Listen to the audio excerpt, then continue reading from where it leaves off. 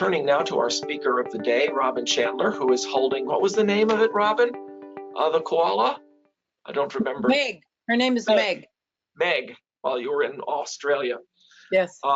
Robin Chandler has conducted field research in many places around the world. She's a gender specialist in international development. She's been in Uganda and Liberia especially. Her home institution is Northeastern University. She has co-edited a book, Women, War, and Violence, Personal Perspectives and Global Activism, and that was in 2010. It particularly looks at documents the impact of war on women globally. In 2013, she was a visiting scholar at Makerere University's School of Women and Gender Studies in Uganda.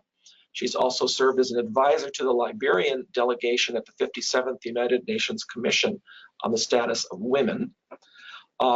As an interdisciplinary scholar advocate, she has collaborated with government ministries, community agencies, cultural institutions, and higher education on issues such as human rights, racism, discrimination, the arts, and science and technology. She's a former Fulbright scholar to South Africa, a Fulbright specialist to Liberia, and a National Science Foundation grant recipient. Has worked professionally on 6 different continents. We now have proof she's been to Australia. Her projects include such things as being founder of Drum Magazine, Caravan for International Culture, and the Peace Doors Project. And as a practicing artist, she's affiliated with the United States State Department's Art and Embassies program. She holds an extensive publication and exhibition record since 1978, which is a little before I first met her. An early memoir, The Beautiful Flight Towards the Light, Reflections of an Artist's Life, Australian Journal of Baha'i Studies, 2000, documents her career as a professional artist, integrating spiritual principles into her work. She's been a member of the Baha'i faith for 48 years and sits on many boards. And we've known each other for, I won't say how long, since we've already gone over that previously, but we did serve on a local spiritual assembly together back in the Bobby era. Perhaps it wasn't quite that far back, though. Nope. At any rate, I'm delighted to introduce Robin, and so we'll now switch over to her computer and her PowerPoint and give her the floor. Thank you, Robin, for joining us today. Welcome to Boot Camp, everyone. Good morning, good evening, good afternoon, wherever you are. Today, we're going to talk a little bit about Baha'i identity, conscientious spirituality, and the games people play. And I'm going to try to explain and define these aspects of Baha'i community life, Baha'i individual life, perhaps so we can dig in more deeply to some of the hot button issues that are quite prevalent in our global culture now, particularly in the United States. So I'm going to get us to think a little bit about what Baha'i identity is and how we became the Baha'i people that we are. So first of all, I want to talk a little bit about the 3 central figures of the faith, the 4 central figures of the faith when you consider the Bab and Baha'u'lláh, and then the master, Abdu'l-Bahá, and Shoghi Effendi. So a good many quotes from these individuals are going to come into play during this presentation.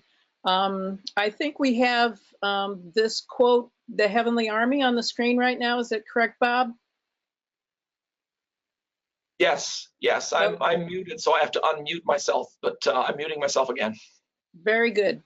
I want to start with this quote. I was going to end with it, but then I decided to change up because I think one of the things I want to convey to the Baha'i community right now in particular, and anyone else who's really considering how one actually goes about changing the world, is that what is unique about the Baha'i community is that we are building a divine civilization. Now, clearly people have heard that before, but with all of the collapse that is going on, the acceleration of the collapse in global civilization right now in every possible way, particularly around the central issues of morality and ethics, which we are preoccupied with as Baha'is, I wanted to convey the idea that the builders of civilization are, in fact, in terms used by particularly Baha'u'lláh and Abdu'l-Bahá especially, a heavenly army.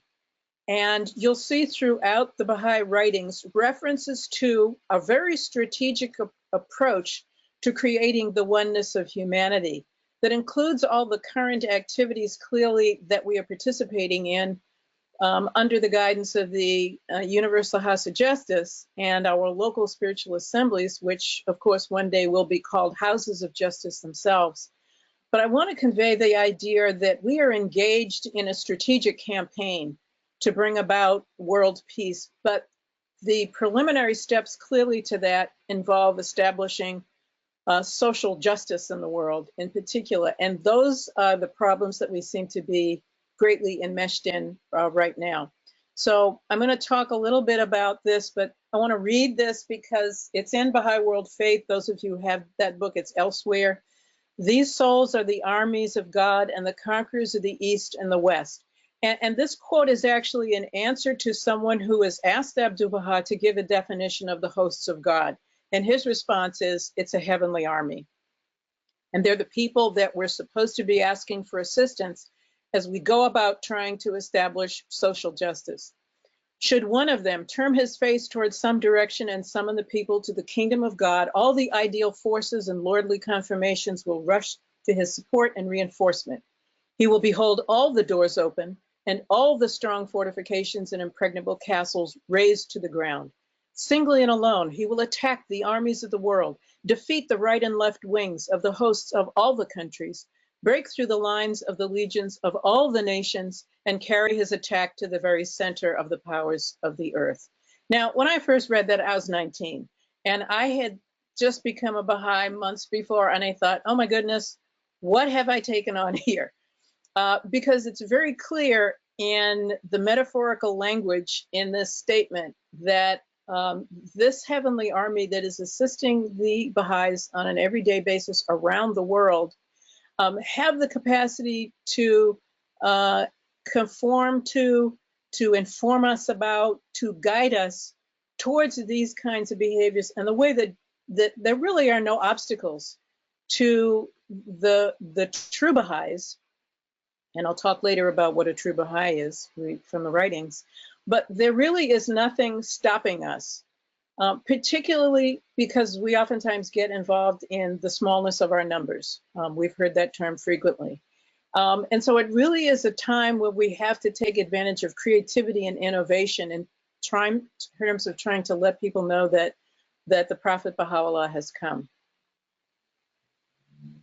So I'm going to go to the next slide here. Building a spiritual civilization. Now, when you think about it, it's been 6,000 years of religious history that we've had. Baha'u'lláh comes 2 centuries ago, ends the Adamic cycle, begins the cycle of fulfillment, and the only thing that really survives from all of this religious prophecy in terms of human behavior is the golden rule. We seem to have passed this on from one revelation to the next, whether or not we're actually enacted. The second point is that we've successfully built material civilizations, but we have never been able to build and sustain a spiritual civilization, not under any prophet. So clearly what we've been asked to do is distance ourselves from ideas, thinking, and behaviors associated with the building of a material civilization, because very clearly we've done that well.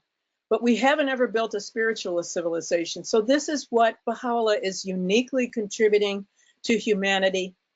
Thirdly, the entire focus of the Baha'i teachings is on every aspect of learning, starting with self-knowledge. And the Universal House of Justice has tried over the years to to stimulate the culture of learning in all of us, not that just those of us that have an education at the elementary, secondary, and higher education level, because very few people actually attain to that.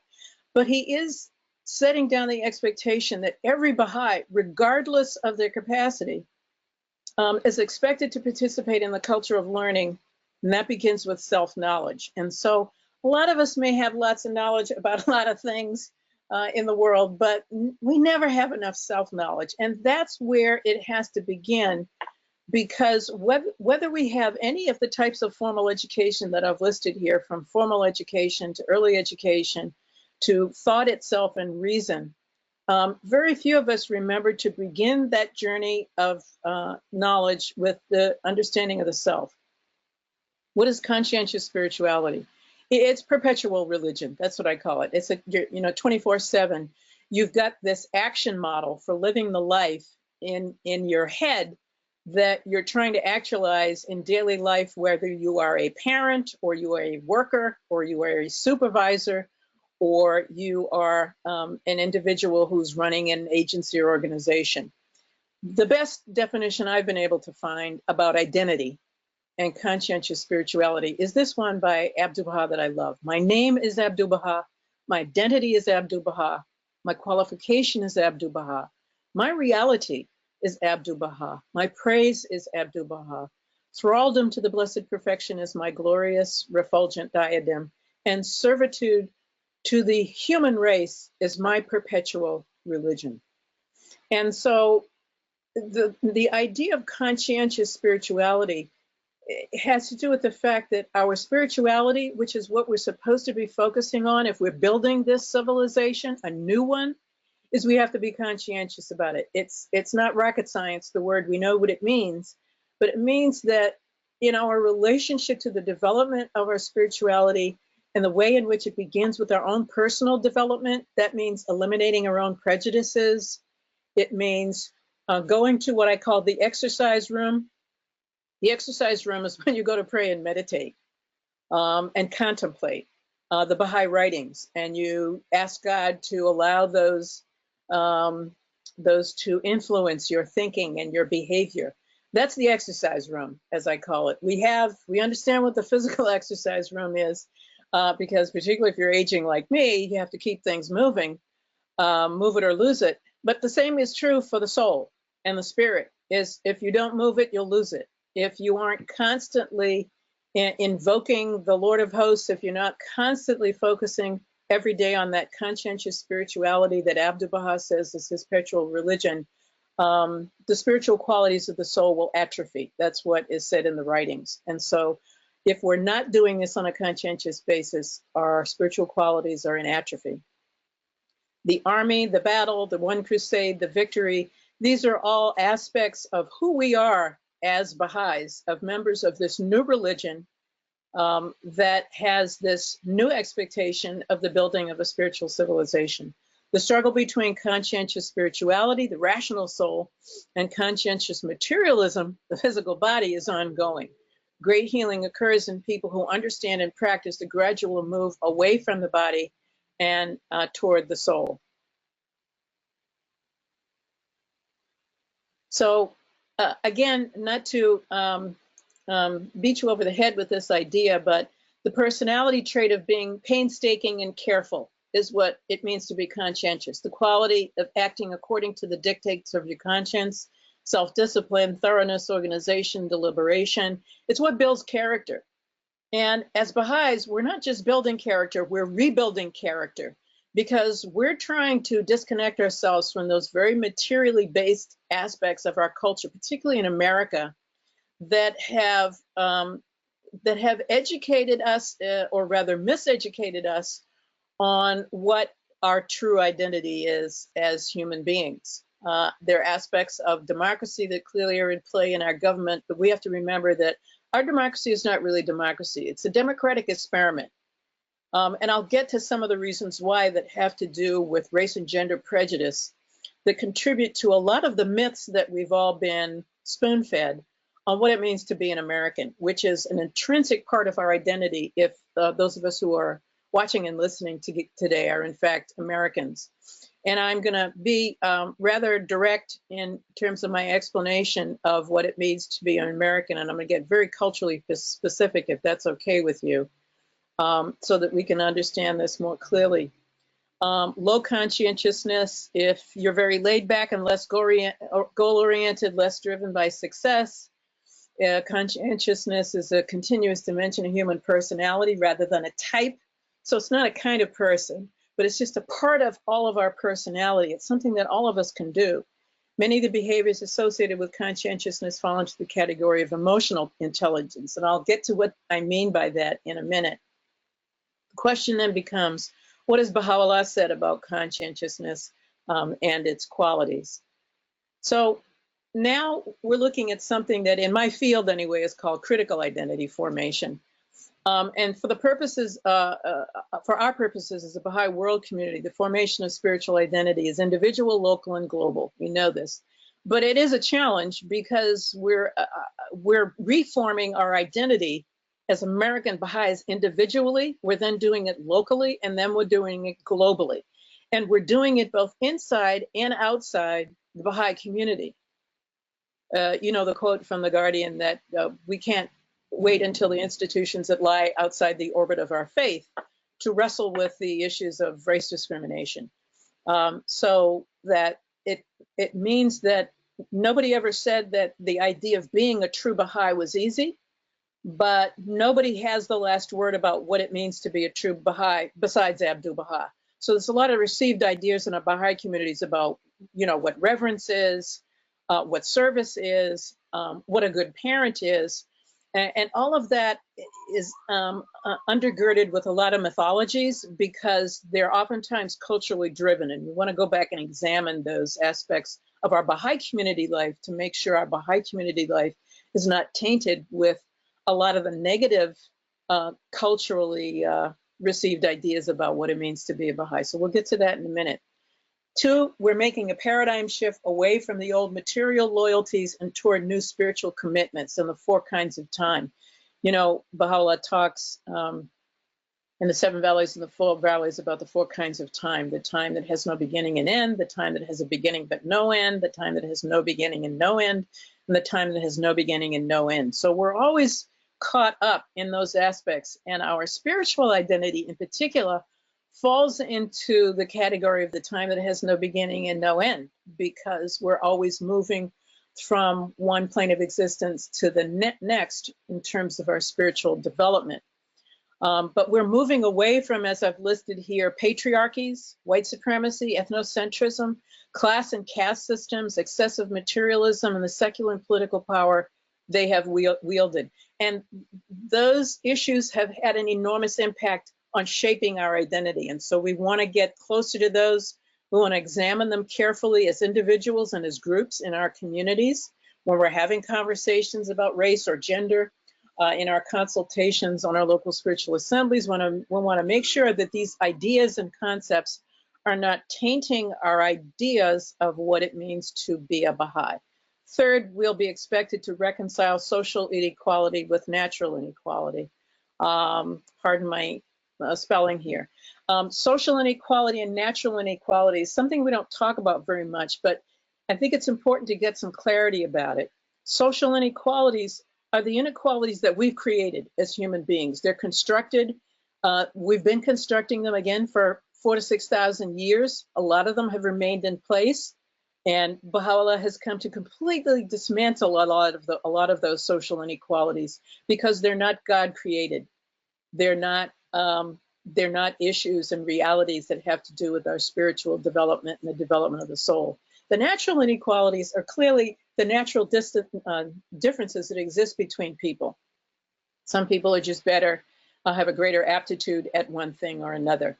And so we're constantly trying to examine and look at the natural inequalities that exist in each of us as human beings and the social inequalities that are the reason why Baha'u'lláh came. He came in the 19th century. His revelation is about dismantling all of those social inequalities that had existed up to his coming. And it explains why the uniqueness of the dispensation of Baha'u'lláh is pretty challenging, something that's never existed in religious revelation before. And it simply, or in a complex way, means that we can't just be the people that our culture and our families have created us for. We have to examine those, dismantle them, and reform them around the principles of the Baha'i faith. So here we have finally, let all be set free from the multiple identities that were born of passion and desire, and then the oneness of their love for God find a new way of life. This is what Abdu'l-Bahá is talking about. We have within us these multiple identities that were born of passion and desire. And we have to push past those identities to find this new way of life that we're being told is an aspect of our civilization right now. We have to hear and ponder the counsels of God. One of the things that is critical to identity formation when we study it and when we think about it and when we talk about it is that the self has two meanings. It has two senses. It's the self, which is the identity of the individual created by God. It's a self mentioned in such passages as he hath known God who hath known himself. So in other words, you know, you got to know God to know yourself. And that's kind of where you start. And unfortunately, a lot of us start the other way. We use the self as the model and then try to get to know God in a kind of backwards kind of way. The other self is the ego, the dark animalistic heritage each of one of us has, the lower nature that can develop into a monster of selfishness, brutality, and so on. And this is a struggle that we have, all of us, inside of us, when we're trying to rebuild a spiritual identity for ourselves that is a level of human nature that no civilization has ever developed yet. And in order to strengthen and free the spirit within us and help it to attain perfection. None of us are ever going to achieve the perfection, but the idea is that we're moving on a spectrum, pushing away and distancing ourselves from imperfections, whatever our prejudices are, and moving closer to perfection. The individuality of each created thing is based upon divine wisdom. From the creation of God, there is no defect. Personality has no element of permanence. It is a slightly changeable quality in man, which can be turned in either direction. We've frequently heard that our reality is halfway between the shadow and the light. We hear that term quite frequently. And so the idea is the development of praiseworthy virtues are what is going to be the building blocks of the individual who then becomes the spiritual civilization builder. So we can't really call ourselves spiritual civilization builders yet until we've built these virtues in ourselves that are the result of close examination and a lot of hard work to eliminate those prejudices, because they're very, very, very difficult to eliminate in us. And that's why Baha'u'lláh has come. The noun, I mean, I want to get back to this word conscientious, because I was thinking about it for years and years, decades, and I've spoken at Greenacre and some other places about this idea of being conscientious, about being a Baha'i. But conscience is an aptitude, faculty, or intuition, or judgment of the intellect that distinguishes right from wrong. This idea of distinguishing right from wrong, I'm going to get to shortly, because the fulcrum for distinguishing between right and wrong, Baha'u'lláh has talked about as a sense of shame. So the sense of shame is that thing that lights up when we're about to have a thought or speak or invoke some behavior that's supposed to let us know this is the right thing to do, this is the wrong thing to do. So for example, if I'm going to ask you, what are you, by looking at you, because I'm confused about what your racial or ethnic background is, that may or may not be a nice thing to say to somebody. It may not be the way to approach building friendship and building common cause and getting to know other people, because white people don't get asked that a lot, what are you? And so this is much more complicated, and I don't want to spend a lot of time talking about it, but there are lots of examples of the ways in which we misuse or overlook completely the idea of a sense of shame, which in fact is a very good thing. A sense of shame, I'll define it later, as I said, but it really is that important place deep inside all of us, child to adult, that helps us distinguish between right and wrong, and we're supposed to be using it. We're supposed to be acknowledging it and using it. It's our helpmate. Common secular and scientific views regard the capacity for conscience as probably genetically determined, with its subject matter probably learned or imprinted. Yeah, it's a little bit of both nature and nurture. The question then becomes, what has Baha'u'lláh said about conscience? So the title of this is Conscientious Spirituality, the Games People Play. And I want to explain a little bit that games people play is my own research in a book that I've been writing for a while, and pieces of which I've shared with the Boston Baha'i community in our conversations about race. But it's a book that really addresses the games that we play when we don't want to deal with our prejudices. And this is not just the Baha'is, everybody does this. Want to begin here, though. Once human civilization is influenced by the revelation of the Bab of Baha'u'lláh, the human rights era is inaugurated for the first time in political and religious history as a phenomenon of globalization. So we're at this point of globalization exactly at the time that God reveals his message to the prophets Bab and Baha'u'lláh. Maybe it's an explanation for why we needed two prophets, because of the enormous task that has been presented to us as Baha'is for changing the world. That, of course, begins with changing ourselves. But this 19th century is the century of human rights that I've spoken about quite frequently. All of the big issues that we encounter as a civilization unfold in the 19th century, whether you're talking industrialization, or if you're talking abolition, if you're talking about the women's movement, labor rights, the protection of children. All of these major issues unfold in the 19th century with a vengeance. I mean, these are powerful social movements, they're political movements. They also have deep foundations in the spiritual message that Baha'u'lláh has brung. And I think it's fair to say that Baha'u'lláh influences the unfolding, or God through Baha'u'lláh influences the unfolding of these movements. So the synchronization of the coming of Baha'u'lláh and his revelation and everything that he said in the central organizing principles of the faith are all of the things that we're supposed to be changing in ourselves as we declare ourselves as Baha'is. This is our project, and this is the beginning of the building of spiritualization. It's not, becoming an extraordinary medical doctor or a great father or a great leader or a person with lots of letters after their name. It's the internal work we have to do to rid ourselves of the attachment to all of the things that have been presented in that 19th century moment when we're dealing with are men and women equal? Are people of color equal? What is the role of children? And should children be working or should children be in school? And what is the impact on an industrial process that in which mechanization replaces the human hand and the cottage industries that prevailed before then? So all these radical shifts happening in the 19th century when Baha'u'lláh comes. I'm also going to mention only briefly that the notion of oppression that I'll get to later is an intrinsic part of our history as Baha'is, not as Persian Baha'is, as Baha'is.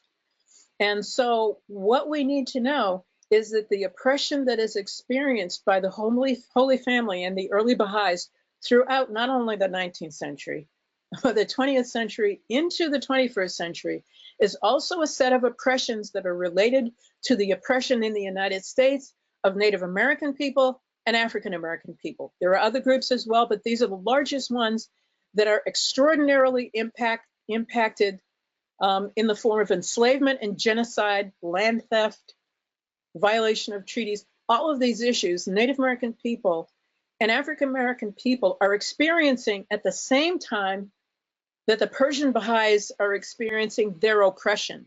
So if you are Persian American, your interest in protecting the Baha'is in Iran now should be as strong as your interest in protecting Black and Latino kids and the underserved schools that they are in.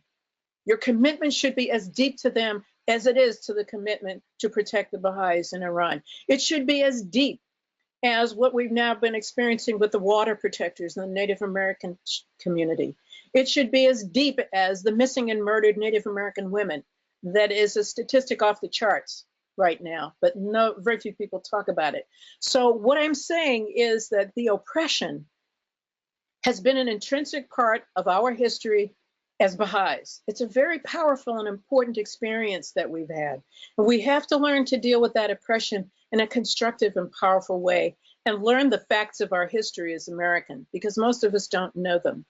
So the games people play is a completely revolutionary means for moving our attention from the internal world of the spirit and its power to transform the individual without. So you're taking the spirit of the individual inside that's constantly undergoing changing, because we're reading the writings, we're meditating about the writings, we're contemplating the writings, we're doing this as individuals, we're doing it at LSAs, we're doing it in our children's classes. But mostly I want to focus on this idea of the individual, because a lot of times what gets defined as what it means to be a Baha'i in terms of identity is, what does it mean to be a Native American Baha'i? Or what does it mean to be a Persian Baha'i? Or what does it mean to be a male Baha'i? That's not the way we're supposed to be approaching it. We are individual souls who come to the teachings of Bahá'u'lláh thirsty for knowledge and training, heavenly training. And that's where we need to begin to rid ourselves of all of those prejudices that are preventing us from transforming ourselves first. Then finally here, an explanation of what games people play.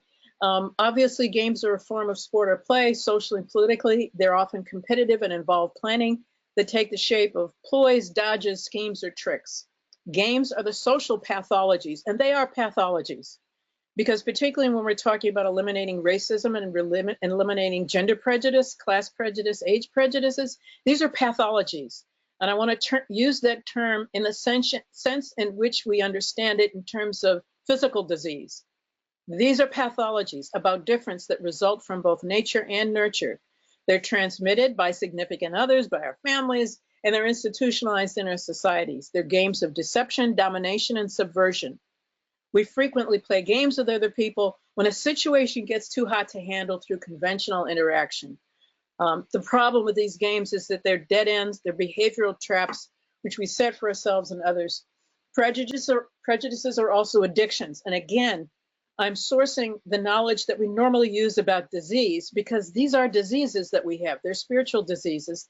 And in the case of prejudices, they're spiritual addictions to unhealthy behaviors, and they contain a tension between hostility and the search for security. So on the one hand, when we commit acts of racism, or we think racist thoughts, or we marginalize women, we're in fact feeling a certain level of hostility that we may or may not understand or acknowledge, but we're also looking for a kind of security. So we're looking for a safe place to hide when we're confronted with an opportunity to deal with a racism-free society or a gender prejudice-free society. So these are things that we have to spend a lot of time looking at.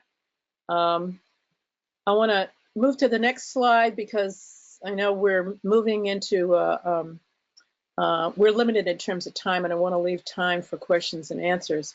But these are some of the games that people play about race, and it's a selection from my work that begins with "I'm not a racist," which is a game, to something like "What more do you people want?"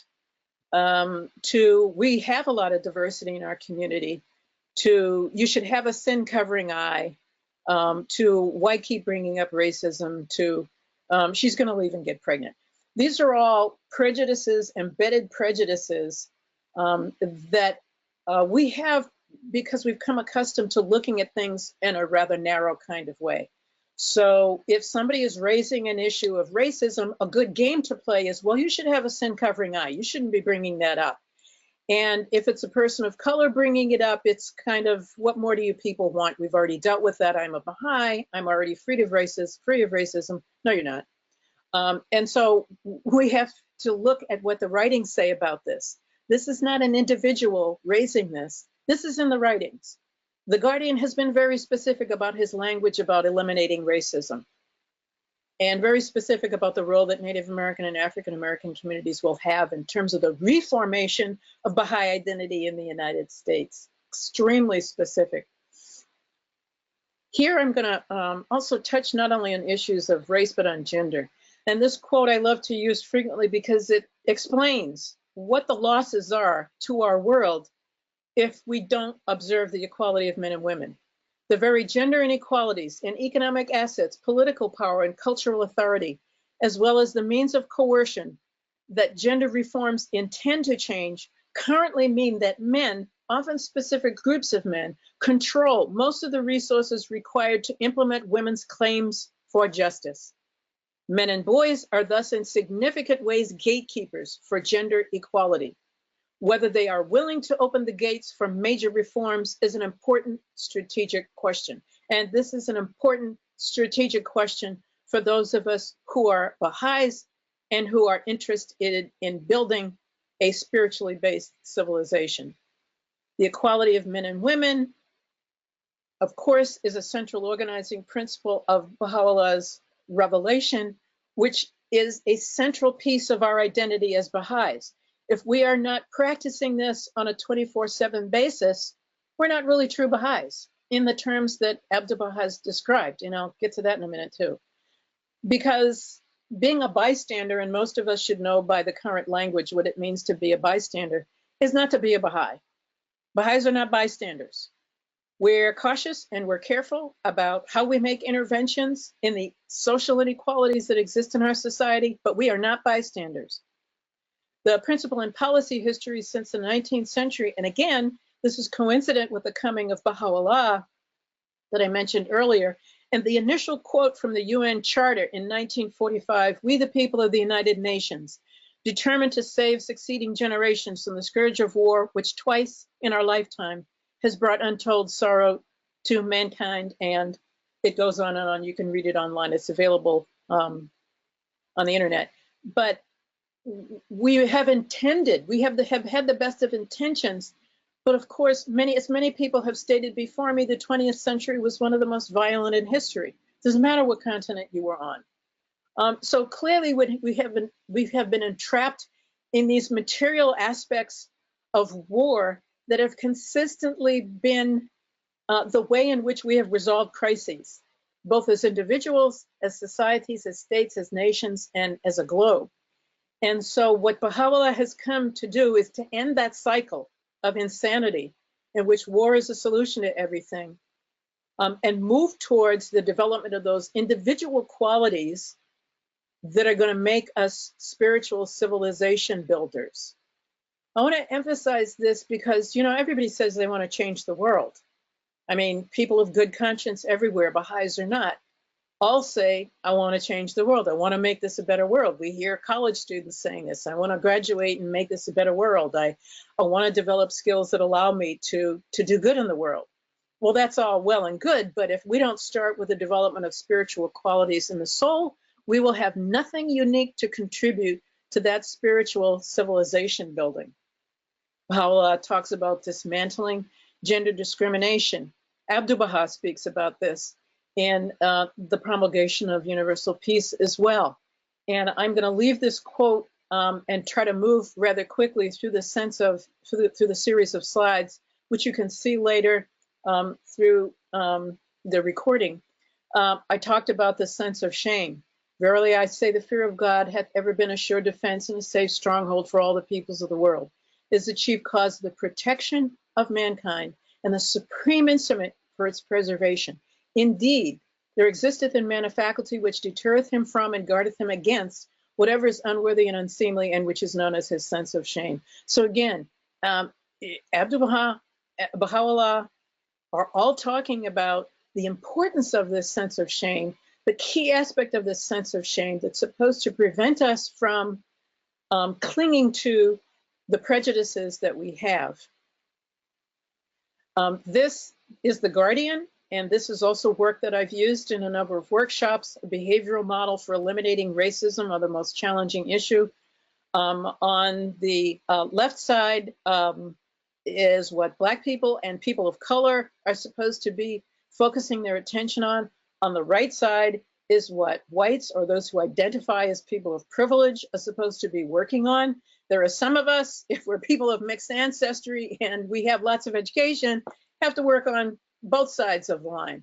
But this is where we go. This is the go-to information that The Guardian was so magically attuned to, having never come to this country. How did he know that these specific attitudes and feelings would have been the things that we have to transform in ourselves to be these spiritual civilization builders? I'm always astounded when I read it, and I've been looking at this for 50 years now. I'm astounded at the ways in which the Guardian was very direct and clear and unapologetic about the specific behaviors that had to change. So from now on, when I or other people of color talk about or want to talk about race, please stop shooting the messenger and start focusing on the Guardian, because this is his inspiration, this is his language, this is his extraordinary guidance, completely and totally focused on the emergence of that American Baha'i community that Abdu'l-Bahá has said in the prayer for democracy that it would lead all nations spiritually. We know that that is not going to happen right now, but we also know that it will happen, that it can happen, and that if Abdu'l-Bahá said so, that we do deserve to lead all nations spiritually. We clearly lead all nations economically and militarily, but in moving away from those materially based civilizations, those aren't the models any longer. The new model is the elimination of all of our prejudices of all types, so that we can actually be the change makers that Baha'u'lláh is looking for. I'm going to go ahead a little bit and try to only hit on the items that I think are important. A lot of people are actually in a fog about the problems that exist in America and in the world right now. I mean, they see it on the news, but it isn't real until you've actually been living through it or in the midst of it. So the central organizing principles of the Baha'i teachings, such as extremes of wealth and poverty, directly identifies problems and indirectly imply even broader issues such as gender inequality, violence, the abuse of children, and the corruption of economic systems. So, for example, as a sociologist, I look statistically at comparisons between, based on race, age, or class, and who has the highest poverty rates, who has the lowest education rates or graduation from high school. We need to look at the statistical information that our educators have to be able to guide us to know where to focus our attention if we're, for example, looking to build Baha'i schools. So we have lots of Baha'i schools around the world, and we can see that they're focused on elementary and secondary education, and in some cases higher education. But we know the importance of educating the child, so we know that the interventions that we make on the eliminations of wealth and poverty are deeply connected to the central organizing principle of education, which is highly valued in the Baha'i community. Then the world's equilibrium hath been upset through the vibrating influence of this most great, this new world order. Mankind's ordered life hath been revolutionized through the agency of this unique, this wondrous system, the like of which mortal eyes has never witnessed. This final quote is something I want to leave you with just before I close. Be as firmly settled as the immovable mountain in the cause of your Lord, the mighty, the loving. And those words give us an indication not only that the Creator is mighty and the Creator is loving, but that we should, in our actions in terms of building a spiritual civilization, be as mighty and be as loving. Acknowledging and learning from our mistakes. During the 1970s, mass declaration brought many people into the Baha'i world community. This occurred in many countries, not just in the US. And I've traveled extensively. This unfortunately happened in many countries, to my shock and my revelation. So those of us who were alive during the 1970s, you lived through this, and you have many, many beautiful stories and anecdotes. In addition to the truths of Baha'i teachings, people were also searching for social community, for inclusion of their ethnic and cultural ways of being and knowing, and an understanding of their experiences, and a Baha'i presence in their residential communities. If we were to experience mass declaration again, how would we respond? How would we prepare ourselves? How would we prepare our families and our communities? But we made mistakes in terms of consolidating people when we had mass declaration, because we did not think about the extent to which people wanted to see a sense of self, an affirmation of their cultural traditions in the Baha'i community, because so much of what shapes Baha'i identity is very much configured around middle class and upper class values and white values, frankly speaking. And so in many ways, it's inflexible, the ways in which we've shaped the Baha'i community. And so it doesn't appear attractive to people. Even if the principles do, we have to make sure that the cultural ways of knowing and doing and being that represent the entire Native American, African American, Latino American, etc.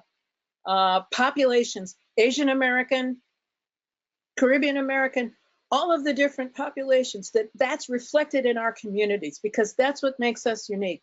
That's what makes us different. I'm going to close on this note of the definition of oppression that I had spoken of earlier. There is no fire in the eyes of those who have known God and his signs, fiercer than to transgress his laws and to oppress another soul, even to the extent of a mustard seed.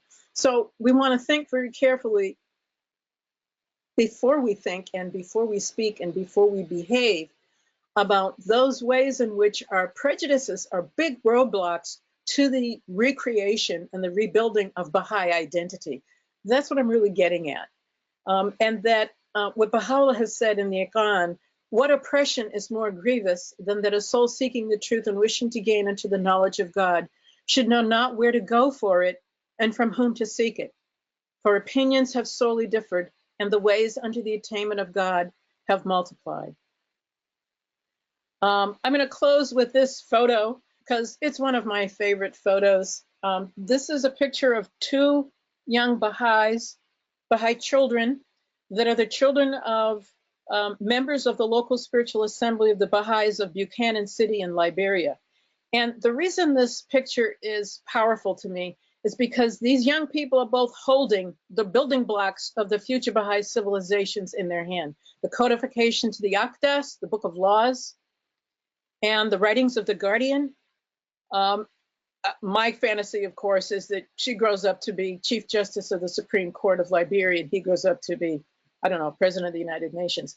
But these are Baha'i children who have been weaned on the spiritual principles of this revelation, who are going to need to have a powerful sense of Baha'i identity in order to create in themselves the reality and the understanding that they are, in fact, builders of a completely new civilization. And we want their vision and their experiences to be part of the building of that civilization. Thank you very much, Bob. We can have Q&A now. Thank you very much. Fascinating presentation. And I'll start keeping my eye out for questions. I think we may already have one or two. See if I can figure out how to open this up so I can see them better. Yes, some people were complaining they couldn't get the thing full screen, but I don't know what we can do about that. We'll be able to fix that during the recording and be able to put it up on full screen. Right. Sorry. I have a question for you. The various excuses you heard people you listed there. How often have you heard Baha'is say those things? Dare I ask? Are you being specific about the issues about race? Yeah. Painfully often.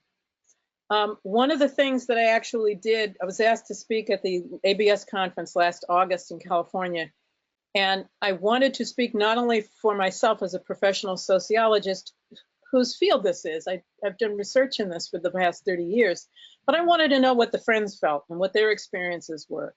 Yeah, maybe 95% of the people I spoke to were Baha'is, and of all ages and all races, and without exception, and with a lot of painful sharing going on, because these are painful issues for people who have developed an understanding of them.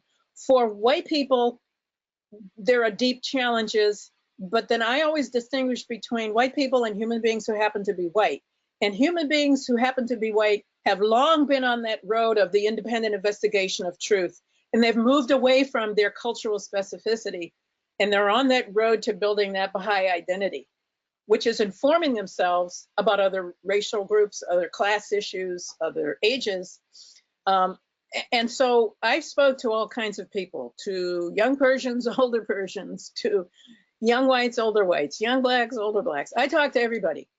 And I you know, oftentimes it was either the conversations that I had on, you know, Zoom or GoToMeeting or Skype, or it was conversations I had in person, or it was a variety of ways in which I interviewed people. Mostly 95% of the time I was listening, because once you open up, it's like a Pandora's box, and people have deep anxiety and anger and issues. And I think one of the most powerful ones was a group of a multiracial group of Baha'is who were presenting issues of racism to a Baha'i retreat in a particular state, and white people walked out of the room. No. And I thought, how offensive. I mean, people of color have had to listen to a lot of racist comments from inside the Baha'i community, outside the Baha'i community for the last 500 years. It hasn't changed. It has been relentless. And how dare you walk out of a room as a Baha'i when someone is trying to offer you a multiracial team of group of people is trying to offer you the benefit of their experience and insight. You walk out of the room. We're not allowed to walk out of the room because we're an army, and we're soldiers. And so that's an example I could give you. Yeah. Yeah, the course, the Wilman Institute course on racism in America certainly has, there have been many, many times where people had very painful examples of experiences they'd had in the Baha'i community. And well, we have some questions, but I have sort of follow-up question, and that is, to what extent would you call our Baha'i identity in process? Oh, absolutely. I mean, we're like, the sun hasn't come up yet. It's not even close to dawn. You know, Baha'u'lláh has just come. We're, almost 200 years. I say almost 200 years. 175. From the time that the original prophet spoke. And in some ways, that's very recent. So we have the blessing I had the blessing as a young Baha'i, as many of you might have, of speaking to and knowing people who had met Baha'u'lláh and Abdu'l-Bahá. So, that's a precious experience to have had so close to the revelation from centuries ago. But we're not even on the spectrum yet, or we're barely on the spectrum. We're beginning at the beginning of the spectrum because of this issue of self-knowledge and self-development. And this idea I've mentioned that has to do with changing the world. Why wouldn't you want to change the world? As a Baha'i, you have to. I mean, that's pretty much what the central organizing principles ask us to do. It asks us to do it in our families as parents, and the way we treat our children and expect our children to treat us. It has to do with how we respect other people when we're in their homes. It has to do with how we consult on our institutions, which are local houses of justice, and how we've learned to respect different opinions, not just different ethnic opinions, but different opinions. And, if you've served on a local spiritual assembly, there are people that talk a lot and there are people that don't talk very much, and everything in between. And oftentimes, it's been my experience that the people don't talk very much will suddenly come out with something that I consider mind-shattering and mind-boggling, which really opens up the conversation for true consultation.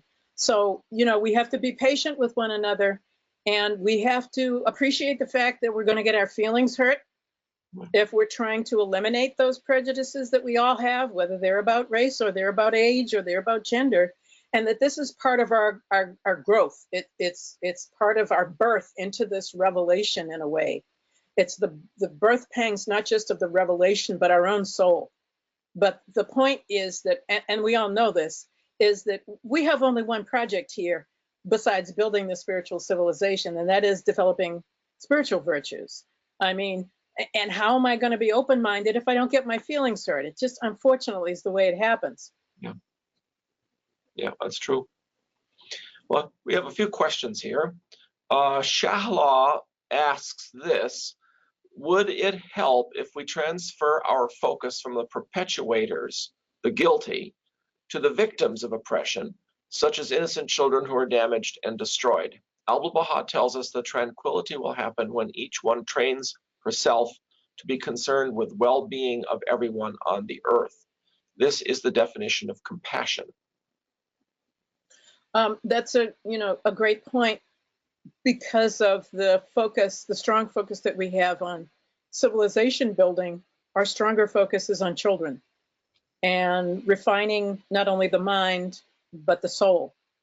So you can't really tell anybody where to begin in terms of this process of becoming a true Baha'i. And anything that we are doing in the world that is under the guidance of Baha'i principles and his work, which is worship, and that is trying to build our own qualities first and then do good is important. One of the problems I always see with this and experience and hear from people is that we forget how quickly the acceleration of the collapse of our civilization is unfolding. I mean, you'd have to be living under a rock in the United States not to notice how the acceleration of the destruction of this civilization. The moral and ethical downfall has fallen, if I could say that. It's not falling, it's fallen. And we're all deeply immersed in that, but we have to climb out of that because we cannot stop that. There is nothing we can do about the grand issue of violence against children. We can, as a professional intervention, influence a child as a psychiatrist or as a counselor or in a neighborhood group, an organization, or through an NGO that we decide to develop. That is an intervention, but we always have to remember the bigger picture, that we're not trying to shape people according to the old principles of material civilization. And so we have to make sure when we're passing on knowledge to other people who are not Baha'is, including children, that our attitude is pure and compassionate, but that we're not being racist or condescending, or we're not being a do-gooder. We have to make sure that our attitude, our intention would be that of Abdu'l-Bahá. I mean, that's kind of the only way. That's kind of the place where I begin and end is I begin with Abdu'l-Bahá. I move away because I'm sure I've got a better idea of how it ought to be done in my particular moment and in my field. And then I always end up back at Abdu'l-Bahá because that's fortunately the way my soul works, is that, I went off there distracted for a minute, God, but I came back to the fact that I have to make sure that my soul is pure first before I start pretending that I'm doing good in the world. And again, the building blocks of the new civilization are what we are doing. Are we trying to hold up the collapse, which is a waste of time, energy, and money? Or are we actually building new institutions and new processes rooted in Baha'i principles that will be a part of that civilization that Robert has asked, where are we on the spectrum? Right. We're barely on it because we have to figure out all these details first.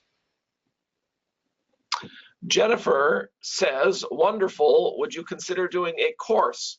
Great information, great intro, note to consolidate this information to consolidate. I'm not sure what's a great intro to consolidate this information to bring transformation into our hearts. Thanks. So that's. Thank you. Thank you, Jennifer. That's great. I would love to. Just contact me through Bob, or I guess I don't know how, do you have my contact information, Bob? I've got, I think at the bottom of your email, there's some information too. Certainly have your email. So I can always forward that to people if you want them to. Please contact me if you would, because I know I sort of railroaded through these slides. There's a lot of information in it, a lot of quotes. In some cases, the quotes are cited directly on the screen. In some cases, they're not. But yeah, I mean, feel free to contact me. I appreciate that. People will also have the ability to post their questions on the YouTube page, which we will then forward to you, and then we can forward your responses back to the people, or I think you actually can go to the YouTube recording yourself and respond there as well, because I think anyone can put comments there. Though I think we have to approve the comments to make sure there's no crazy things, but that's another way people can interact with you. And of course, afterwards we can send emails back and forth as well. Great. As Bob said, no crazy things. Well, we screen some of those out anyway, just for everyone to see.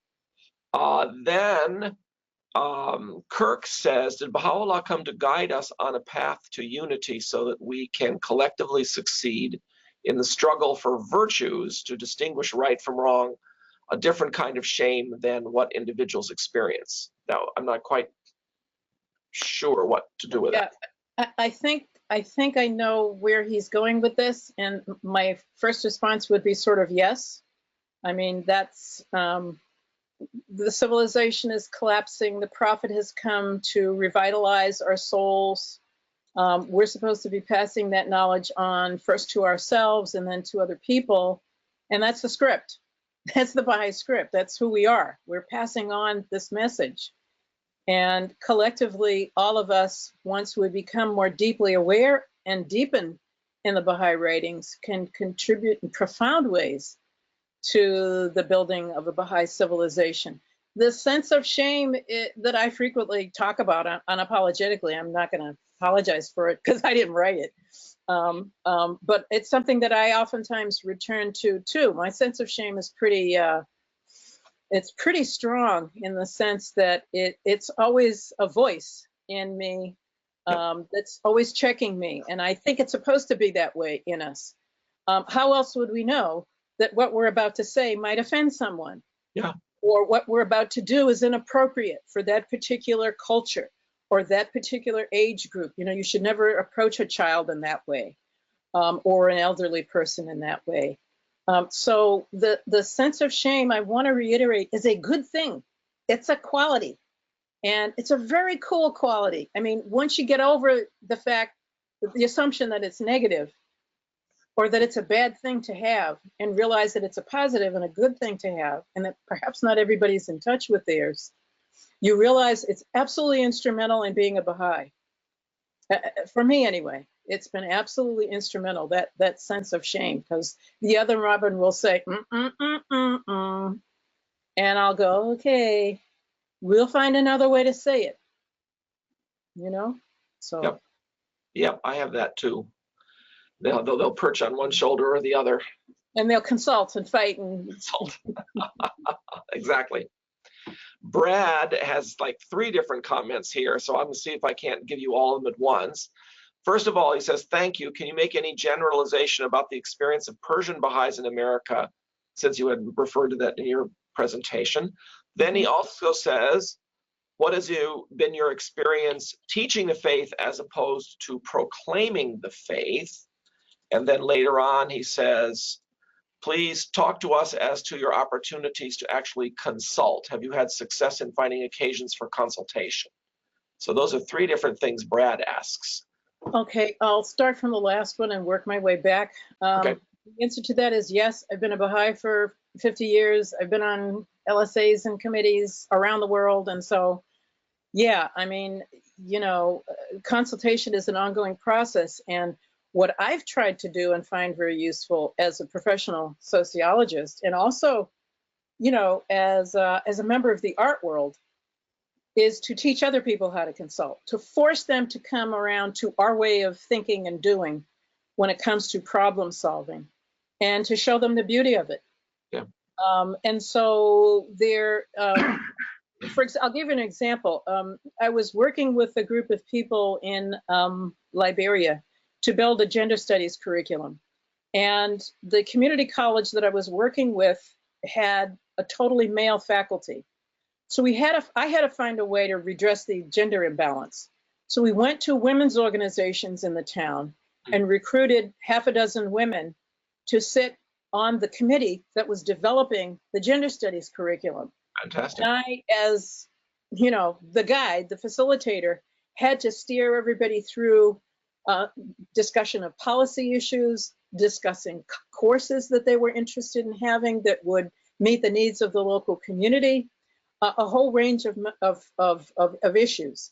And of course, because this is the same around the world, everybody thought that this was going to be an opportunity to gripe and moan and bellyache about everything was wrong with men and everything that was wrong about women. And only because I'd already been through it a million times, I didn't just sit there and laugh hilariously, because it's iterated every place, because we haven't really talked about the inequality issues. We don't really discuss them. You know, we should be in the Baha'i community, but we don't often. We have people who come in and talk about it, but we don't really discuss it. I had to call out several people who were women and several people that were men during the consultation, the Baha'i-like consultation, that they couldn't talk to people that way. You cannot use that language. This is a forum in which we have certain guiding principles that guide how we speak to one another and how we respect one another and how we address one another. And I was blown away by people's responses because I didn't have one person who pushed back. It was like the light bulbs went off and all of the hosts of God were in the room with me at the same time, helping me out. And this was just such a beautiful experience. And we produced this extraordinary curriculum that got sent to the Ministry of Education afterwards by all of these component pieces, you know, redressing the gender imbalances. There were other issues that I had to deal with. So I had to workshop all the groups. I had to meet with probably 30 men's organizations in this little town. I had to meet with countless women's organizations. I had to meet with different groups of women. So there were young women who came to me and said, you know, there's some issues we want to raise, but we don't really want to talk about them in front of the elder women because they're just going to cut us down. So I said, okay, well, we'll have a separate workshop for you. So I had to redesign my workshop presentations. So I said to the young women who came to this, I said, what would you like to call yourselves as a group? And they said, this was not my idea. They said, we want to be the learning women. And I said to myself, yes. I mean, how profound was that? Really? And I said, so what should we call the elder women? And they said, the wise women. And I said, yes. So these people on their own, when they had a chance to participate in a Baha'i-like consultation about the inequalities rooted in gender, were profoundly ready and prepared to move into this new territory where the equality of men and women was going to be an exploration and an experiment and a new way of thinking about a very unequal society, an extremely unequal society with very high levels of gender-based violence, very high levels of lack of education. And so this was a beautiful experience. And I know there was also the influence in the background of that very strong local spiritual assembly in that town, in a town that had, at the time that I was doing this, 85 junior youth animators, 90% of whom were not Baha'is. So, you know, ask me why I didn't move there, because I mean, I want to be where it's exciting. But if you see what I'm saying is that this idea of consultation is extremely important, but we take it for granted all the time because we kind of do it, or we sort of do it. The second, teaching versus proclaiming. Yes. Proclamations, we used to have a lot of proclamations. I think when I was a younger Baha'i, a proclamation for World Peace Day, a proclamation for World Religion Day, proclamation for UN Day. And maybe some communities still do that, but I think the House is asking us to think of these perhaps as not disparate entities that are disconnected, because when we are teaching, we are proclaiming, in fact. And so our teaching campaigns, our teaching efforts have to be strategic. Remember, we're civilization builders, so we're not just sort of, oh, let's go try this, maybe this will work. We have to do research in advance. If we want to go teach in the Filipino community, what's going on in the Filipino community? Do we already have Baha'is who are living in the Filipino community, the Filipino American community? And what will it be like that's different from the last teaching campaign we had to be teaching in the Filipino American community? What are the young Filipino Americans doing? You know, what do we need to do to address them? Do we need our young people to talk to their young people? Do we need their elders to talk to our elders? I mean, it's all a lot of informed research that we have to do before we go into communities where we haven't been, which relates to something that I mentioned in my presentation that has to do with this myth we have that our communities are diverse. I'll pick on Boston because I'm from Boston, and if they don't like it, they'll just tell me. But we think we have diversity in Boston because we're a college and university town. There are more colleges and universities per square mile in the Boston-Cambridge area than any place else on the whole planet. So we have a lot of diversity. We have people who come from around the world for our hospital industry and for our education industries. And so we get a lot of young Baha'is who are from around the world, and they come from different parts of the world that make us look like we're diverse, but in 4 years they're gone, or in 8 years they're gone. So my question has been for the last 30 years in Boston, why are we not in teaching the indigenous people, the African American populations, the Puerto Rican populations, the Cape Verdean populations, the Native American population? Why are we not doing this? That's where our diversity is, and that's when we'll be very diverse communities. Yep. The last thing, the Persians, I think this is a really important question that I didn't get a chance to address. But I think one of the things, and I hope my beloved Persian brothers and sisters will give me a long leash here to say this, because many of them are like family to me, and I to them. But the Persian American community has to realize that they're no longer refugees. They may have come here seeking asylum and but they're no longer refugees or immigrants in that sense. Many of them have been here for 4 generations. So I think one of the challenges for them is to inform themselves of the realities of what it means to be an American. So they need to understand the founding myths of this country, that there aren't these great white forefathers who built this great democracy. They were slaveholders, Yep. and they violated and broke every treaty they made with Native American people.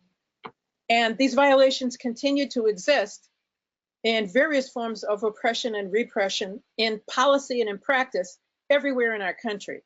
So the Persians need to be as well informed of the history of America, because they are now American citizens who happen to be Persian and who are no longer refugees. So if one more person comes up to another person of color and says, who's Persian, says to an African American, why are you always talking about racism? That's a racist comment, because that's the last thing a Baha'i should be asking.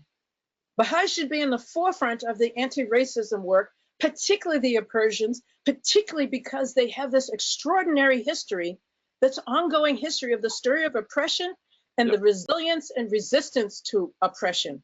Yes. They need to be at the forefront, along with the white Baha'is, of this extraordinary opportunity we have with this beautiful religion and these profound principles, but they need to be educated. They need to inform themselves. When was the first ethnic conflict in this country? It was in 1325. It was Native American on Native American. It was intertribal rivalry. Sure. It wasn't until later that Europeans come, but this is more than 500 years now that Native American people have been in a state of active siege. And if I say missing and murdered Native American women, they need to go find out about what that means. Whether they're on the reservation or not, they need to understand what that means. So we're all in this together, but the Persians need to be at the front of the line. They are powerful. They're an untapped pool of brilliance. They've taken care of themselves and their families, so now take care of the Baha'i community and make us proud. Fantastic. I love it. Here's a comment from Jean, and I think is very interesting. It was a wonderful talk and very timely. In the Baha'i community, disability is rarely mentioned as an oppressed group in society requiring social justice to correct a social construct. How and when do you think this will change? Well, this is the kind of question that asks you to be a mind reader and prophetic, neither of which I am. So I can speak statistically as a sociologist that it probably is going to take a little time and more people who are differently abled before we can actually develop a deeper level of respect and inclusion for people who have different abilities, including using that language, learning what the language are. What do you call a person who is blind? Do you call them a blind person? Maybe you did 40 years ago, but you don't now. Because what we've come to understand is that everybody's disabled in one way or another. Everybody has strengths and weaknesses. And one level, people who are differently abled just don't have the capacity to, say, walk, or don't have the capacity to see. But, we're not here on this plane of existence to see physically. Abdu'l-Bahá made that really clear in that metaphor about leaving the womb, that we move to a new plane of existence now, and our job is to develop spiritual qualities. So you don't have to see physically to be a Baha'i. So we need to develop understand the language of differently abled people in the United States now. It's a huge problem. They are marginalized and ignored. They are fighting. They are resilient, and they continue to fight. But we have to make common cause with them to let them know that Baha'u'lláh embraces everyone and values the soul of every human being. Here's a question from Lawrence. Thank you for speaking so forthrightly and comprehensively. what Ruhi institutes would you recommend for our spiritual growth and healing racism? I think he means the books specifically. You're not going to like what I say, but I'm going to say all of them and start at the beginning.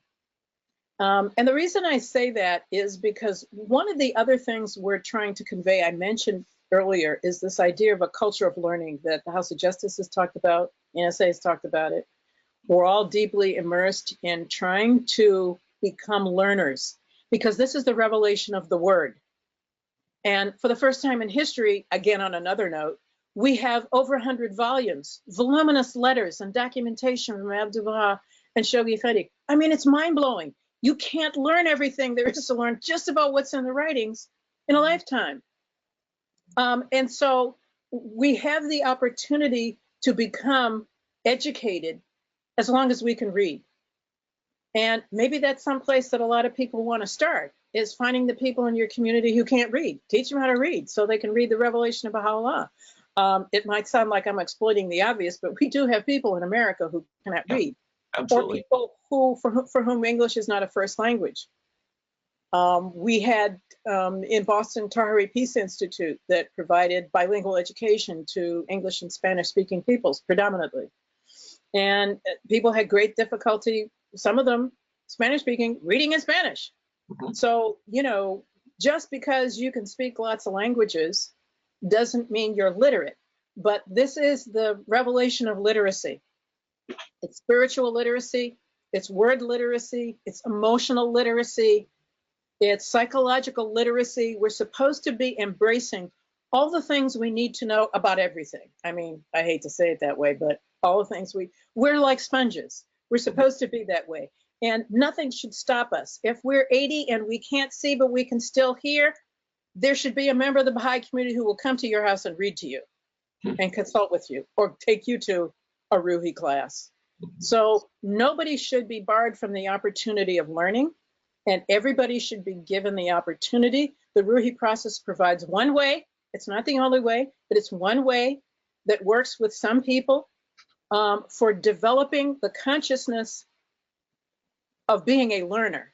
Because a lot of us have grown up to think, oh, it's just you people who have PhDs who are, you know, educators who are learners, or it's just you people who are, you know, primary school teachers who are, no, not at all. Not at all. Those sort of class and old school literacy caste system issues do not operate in the Baha'i world. Yep.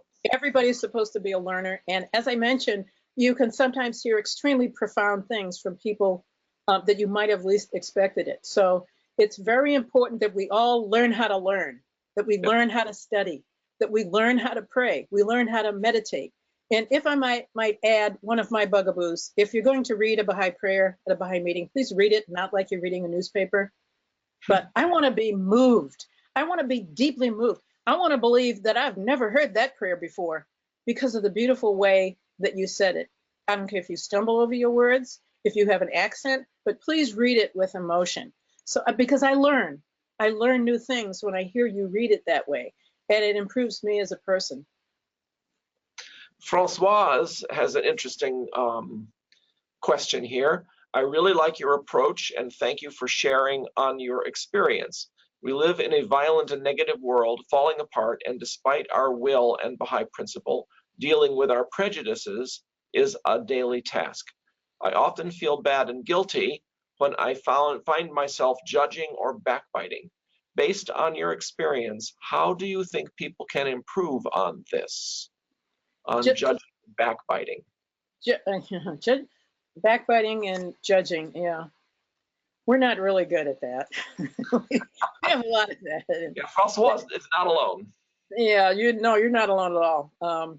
We have a real problem with backbiting and judging. It's instrumental to prejudices, you know, which is why I talk about the addictive nature of prejudices and why they are pathologies, meaning they're hard to break.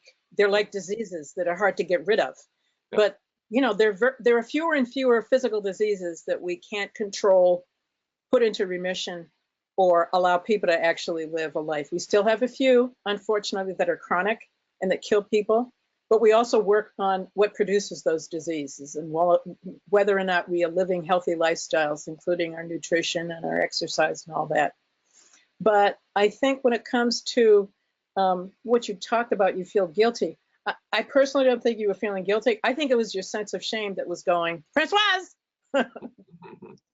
don't say that, don't do that, don't think that. I mean, that's what it's there for. Don't feel bad about it. It's like a really good friend. It's almost like Baha'u'lláh whispering in your ear, saying, maybe you want to rethink that. Yeah. Maybe you want to figure out another way to approach that person. Maybe you should wait and go meditate and pray about that and approach the person next time at feast. You see what I'm saying? I can't say it enough that the sense of shame is a really cool thing, and it's absolutely instrumental to our development. If we listen to it, it prevents us from judging other people, and it prevents us from speaking out of turn about other people. I mean, is this something you would say if the person was in front of you? So the gossiping, the Baha'i grapevine, we call it, some of it is just good stuff, information that you get about what's going on. Like during the bicentenary, we were watching centenaries from around the planet. Yeah. I was absolutely levitating. This was wonderful. Didn't you? I mean, and people were sending them to me, and I was forwarding them and texting them, and this was wonderful. I thought maybe this is part of what it's like to be in the next world. It was a thrill. But I think the bottom line is that everybody is going to have to police themselves. If there are egregious forms of gossiping and backbiting, there's no reason why the local spiritual assembly can't step in. Yeah. If you think there's an egregious violator, maybe you're not the best person to talk to it. Lay it at the feet of the assembly. Go to them as you would a parent.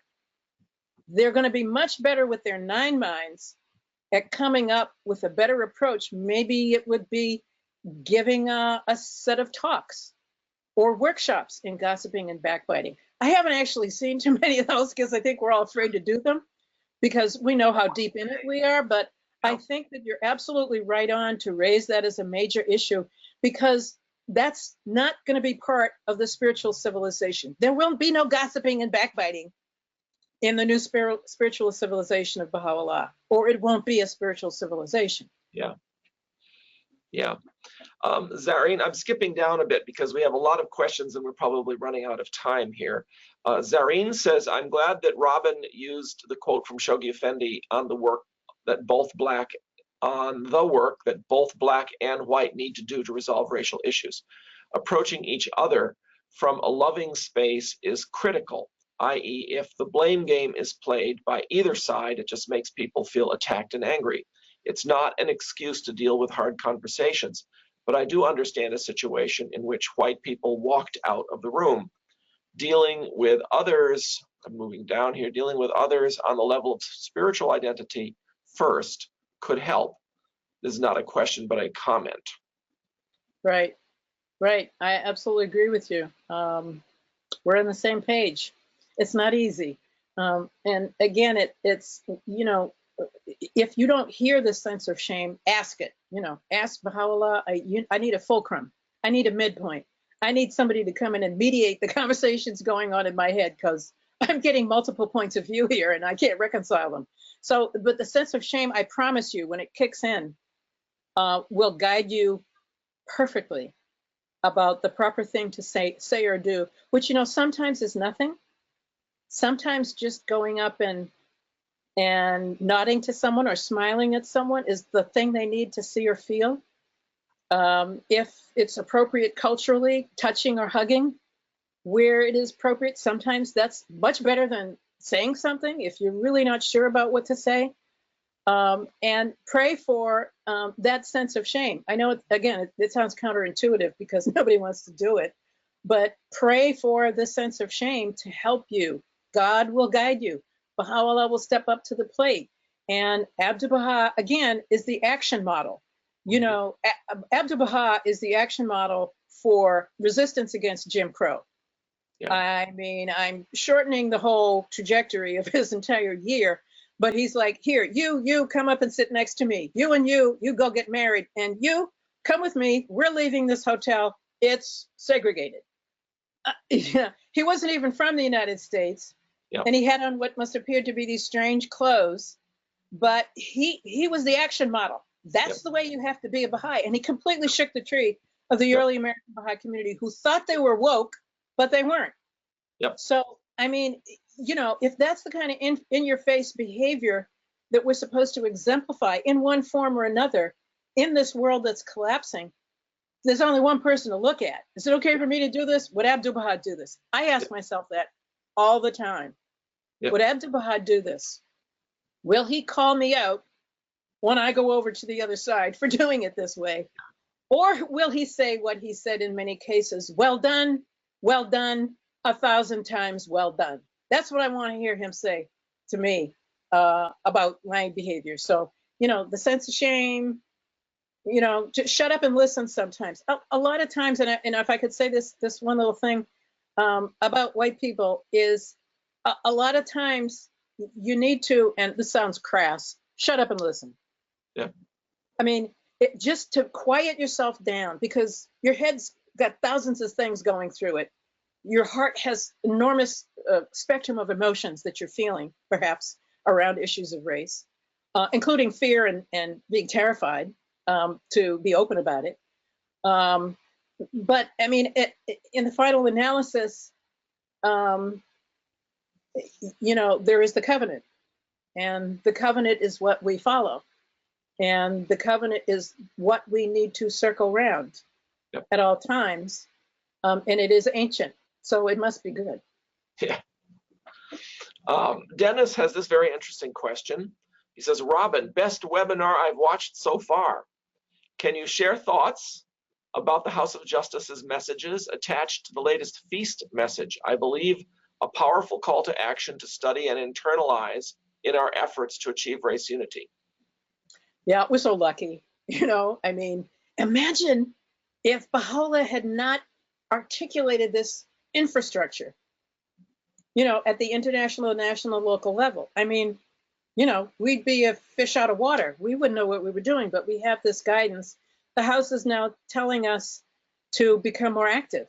I mean, I'm not going to get much more specific than that, but much more proactive about the development of our Baha'i communities and our reaching out to people, but not until we have cleaned up our own house.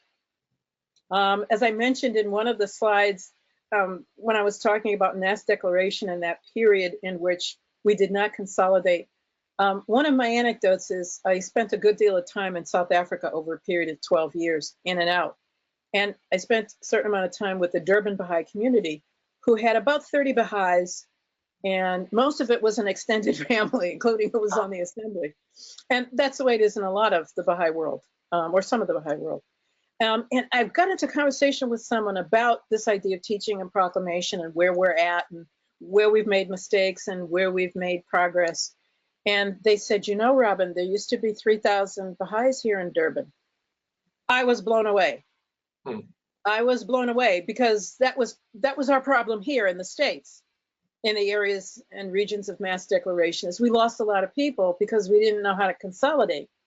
But it's that idea that I mentioned in that slide of you have to be open to allowing what the Baha'i community is to reinvent itself. Mm-hmm. The Baha'i community is largely white and middle class and well educated. Yeah. And so people who don't fit into those things look around and they're like, where do I fit in? I like your principles, but you know, I don't see the kind of social life that I get from my church. And that's why a lot of people left. Yeah. People who were part of churches and were looking for a new message and recognized Baha'u'lláh and embraced his teachings, but the Baha'i community fell flat, completely flat. Yep. And we have to get those people to a point where their point of view, their experiences are helping to shape and reinvent what Baha'i community life is like. So if we're near communities where there are large numbers of Native American people, we should be having drumming circles at feast. Yeah. I mean, why not? I mean, that's a spiritual process. And listening to the spiritual messages of the great native prophets that, of course, had their own religion before white people got here So Christianity didn't do them a whole lot of good, as we found out in many cases. But that relationship that we have with our culture and our ethnicity needs to be brought into the faith to enrich it. And so all of the social and emotional and psychological aspects of what make us who we are as people of color, if we are, need to be brought into the faith. All of the aspects of what it means to be an elder, what it means to be a young person. You know, there are two areas that I would focus on if I was any Baha'i community in the United States. That's intergenerational and intercultural or cross-cultural. If you don't have those conversations going on, you're not growing. Because the elder Baha'is need to be talking to the younger Baha'is and not telling them what to do. It's a shut up and listen moment. What are they saying? What do they see on the horizon, on the frontier? How do they want to reshape Baha'i community life? And don't be afraid to let it grow that way. Unless it violates some Baha'i law, it's going to enrich us. But listen to the elders because they have the wisdom. You know, if you're as old as me, you've lived through several 20-year cycles and you're like, I saw this before. I can tell you exactly what's going to happen if you do this. And I hate to say that, but it's true. And you can ask anybody over 60 and they'll say that, yeah, I can tell you exactly what's going to happen here if you do this. So we need to listen to our Native American elders, our African American elders, our white elders, our Latino elders. And we need to include them in our communities, have them involved in the children's classes, telling stories, culturally specific stories that are very powerful. What a wonderful thing. Grown-ups don't get to go in. This is just for kids. And, you know, the grown-ups could be somewhere else learning about the early history of Latino cultures in the different regions of the United States that you know have no clue about. That's right. So, you know, there's so many ways we can explore creatively and innovatively in our thinking with how to reinvent and reimagine our Baha'i community so that they can welcome in other cultures of people other than middle-class people, well-educated people, and white and Persian people. Right. Well, I'll take one last question here from Fran. We have a lot of other comments, and some of them are repetitious, and some of them it's just getting to be kind of late, and people are definitely beginning to leave. Fran says, I really appreciate your thoughts and have been longing to learn more about how to use words in the proper way in consultation and having conversations about Baha'u'lláh with others. I would like to explore more the issue of oppression and how that is so entrenched in all of our behaviors and thought processes. I appreciate how your thoughts have validated many thoughts I have had even when I was a young girl before I became a Baha'i. I too would be interested in a workshop about this topic that goes further in depth. Thank you for this topic and your modeling of being outspoken about this topic, especially for us in the Baha'i community. Thank you. Thank you so much, Fran. Best wishes to you and all of you. And I really appreciate you coming. We're all in the process of learning. There are no experts. We all have different insights. And a lot of us have been grappling with these issues. But they're so important because, I mean, you know, sometimes I try to imagine what life would be like if I wasn't a Baha'i, and I can't even go there. I mean, you know, because I understand and watch and observe what's happening with other people around the world in my work. And, you know, when I walked into the Buchanan City community in Liberia, this is a country that went through 2 successive wars, 14-year war preceded by 6 to 8 year war. I mean, that's all most kids knew if you were a teenager. And you go into this city, Buchanan City, and you meet with the local spiritual assembly, and you look in their eyes, and they're in the next world. Their attitude, their practice is progressive, it's advanced, it's exhilarating to meet them and talk with them. They're excited, they're planning stuff. I mean, you know, that's what Baha'u'lláh does to us. He transforms us from the inside out into something we never knew existed. And that's the new race of men who are going to build the spiritual civilization that Baha'u'lláh spoke would happen.